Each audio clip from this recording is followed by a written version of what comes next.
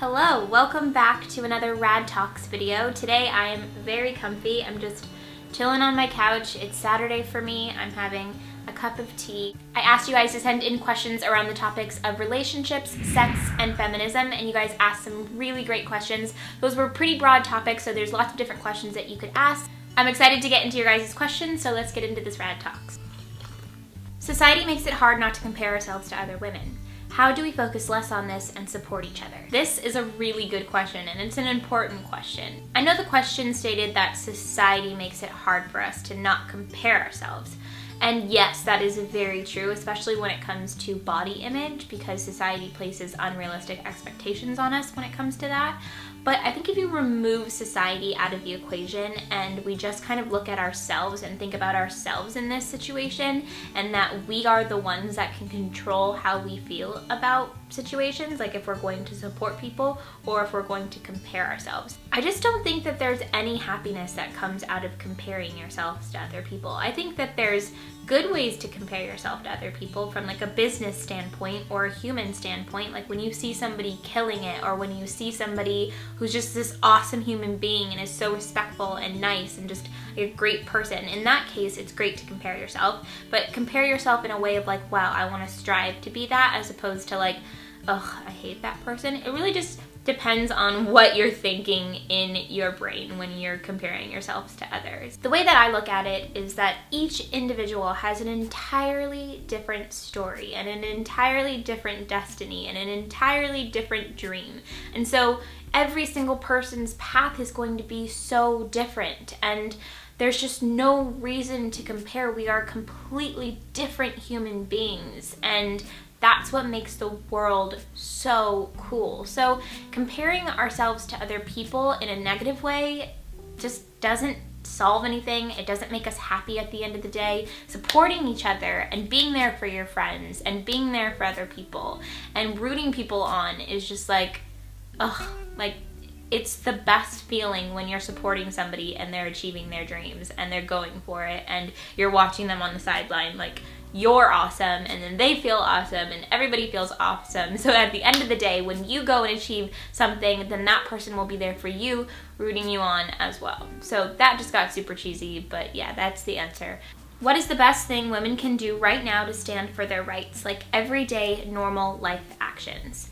To pay attention is the best thing that I can say, and to be vocal about how you feel about different situations and to point them out to people. It's been interesting and difficult for me recently because I've become definitely more aware of the things that people say and do that I have an issue with and that I think is a problem, and so I definitely find myself a little bit more heated than usual. So I'm trying to figure out a way to balance that out so that I'm not constantly frustrated, because once you start to educate yourself and to read more and to understand more of the issue and just reading more feminism books, talking to more women, understanding more of history, and kind of diving into that has really given me a different outlook on things. And it is difficult sometimes because from day to day, you don't want to be this person running around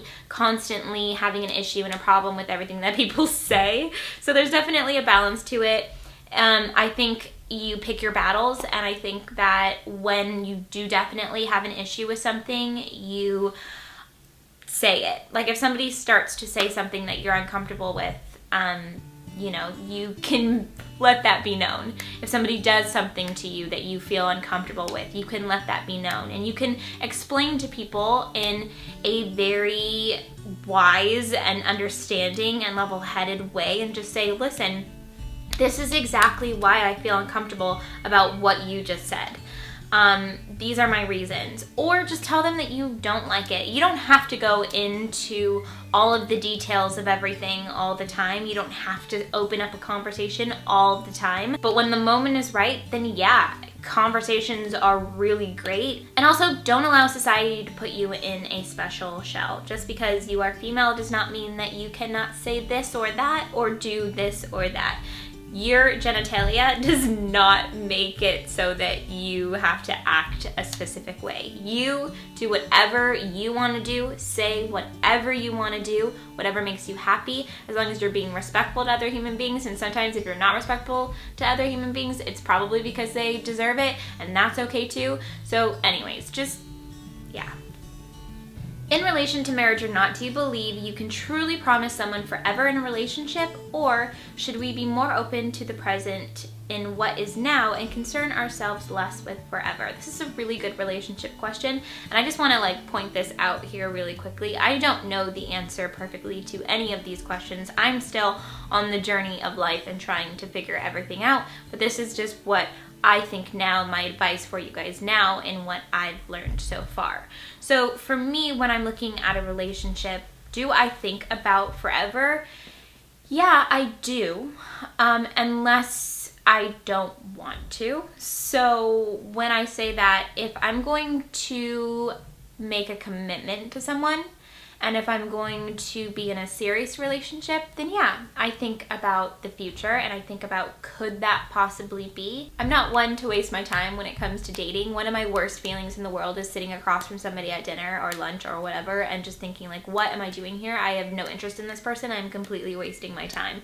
I don't know how this turned into a dating conversation, but I guess it's a relationship question, so that makes sense. So if you're going to commit to somebody in any way, shape, or form, being in a relationship or marriage or whatever it might be, yes, think about the future, because we can't just live in the now all the time with relationships. If you're just dating around and you're really not doing anything too seriously, then yeah, you can just live in the now and not even really think about it seriously, just be I'm just having fun. But if you commit to somebody and you're with them for an extended period of time, I think it's really natural and probably a good thing to think about the future so that you're not just sitting here wasting your time. Another relationship question, in your opinion, what's the single most important thing for a relationship to be healthy? I have to pick the single most important thing, even though there's 3 or 4 things that come to mind. If I had to pick the most important thing, I would say loyalty. And loyalty in every sense of the word, not just don't cheat on the person, which obviously is really important as well, but loyalty in the sense of just being a loyal friend, a loyal girlfriend, a loyal human being to that person. When you're not around them, always having their back, never speaking bad about them, always just respecting them when they're away, respecting them when you go to a bar when you're not with them, respecting them when you're just kind of doing anything in life. If you're in a committed relationship and you make that commitment to say I'm going to be with you, we are in this relationship, then always be loyal to that person, because if you're not, then just don't be part of it. Loyalty is crucial for love, friendship, and family. If you have somebody who's loyal for you, they're your ride or die type of person, then you know that you're going to be there for that person no matter what, and that they're going to be there for you no matter what. And that is one of the coolest feelings when it comes to relationships, I think. When you have a friend or a significant other or a family member that you know will be there for you no matter what if something goes down. It's really cool to think about the people in my life that I know if shit hits the fan, they're gonna be there for me. And that's loyalty, and that's just a really cool feeling. I really like this next question because this is definitely something I dealt with in 2016, and I feel for the most part I'm starting to overcome. So how to get over insecurities of being judged while being in the public eyes. This past year, I've definitely become a lot more comfortable with speaking my mind, posting whatever I kind of really feel I want to, and not really caring about what other people think in return. My first year on YouTube, I definitely kind of walked on eggshells because I was so new to being in the public eye. Before my YouTube channel, I could say or do whatever the heck I wanted to do, and the public really didn't have any say in anything or didn't really care because nobody was watching me like they are now. I definitely used to hold back a lot more. most likely because I was growing as one, a human being, and two, as a YouTuber. And I think at that time I just wanted to kind of like make everybody happy, but at the end of the day, that's extremely exhausting. One, it's boring. Two, and three, it sucks. Like, I want to be able to speak my mind and to talk about the things that I believe in. So I guess to answer the question of how I get over the insecurities of speaking my mind to the public, it's more so of just doing it more. And even though maybe at first you feel a little bit scared or anxious about it, to just do it, and then you have this feeling of like, ah, that felt really good to say how I really felt. Wow. I feel so lucky to have a platform to be able to speak my mind about the things that I believe in. And if people don't agree with me, then that's fine too. They can respond and tell me what they think, and if they're rude or gross or inappropriate or disrespectful, then I'll just block them or delete their comment. But for the most part, like, let's just start a conversation if you have different views than I do, and that's totally fine. I'm going to make this one the last question. I think it's a good place to end. What does feminism mean to you? I'm on the journey, and I've definitely come to a conclusion that I am a feminist, and that I want to be a feminist, and that I want to advocate for women's rights, and I want to advocate for equality among the sexes, and that it's really important to me, and it's something that I care about, and something that I want to see change. And I know it's going to take time, and I know it's going to take effort, but I want to be part of that, and I want to help with that change, and I want to help educate as much as I can, and I want to educate myself as much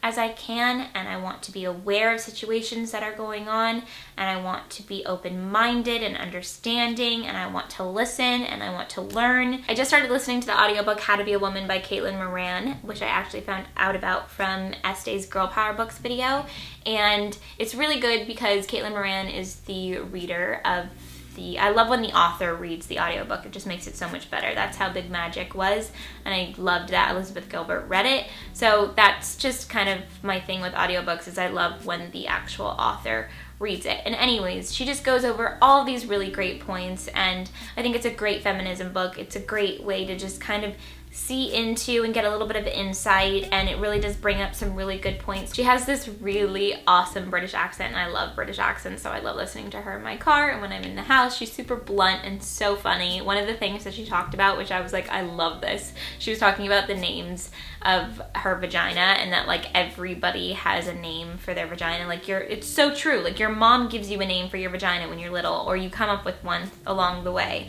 And I would actually like to take this moment right now and ask you guys what you have always called your vagina, or what you call your vagina now. Whatever the name for your vagina is, like when you think vagina, what do you call it? I'm very curious about this. This is going to be a very interesting comment section, but please let me know. I would like to let you know that I've always called mine chicha, because when I was little, my mom called my vagina chicha. I don't really go around the world today saying like, oh, my chicha, but it is like the name that I think about when I think about my vagina. My mom is Latin, so chicha is just the name that she's always used for it. So there you go. There's some information. Let me know in the comments what your vagina's name is. And on that note, we are going to end the video here. If you guys liked this video, make sure you hit that thumbs up button, and also make sure that you guys are subscribed if you are not already. And in the meantime, make sure that you guys come hang out on Instagram, Twitter, Snapchat, Facebook. Ugh, I'm missing some. Did I say Instagram, Snapchat? All of them. In the meantime, make sure you guys are keeping up with me on Instagram, Snapchat, Twitter, Facebook. I'm missing one probably, but all of the things, they're all at Carrie Rad. And yeah, I will see you guys very soon in a new video. Hope you're having a good one. Love you to the moon and back. Bye.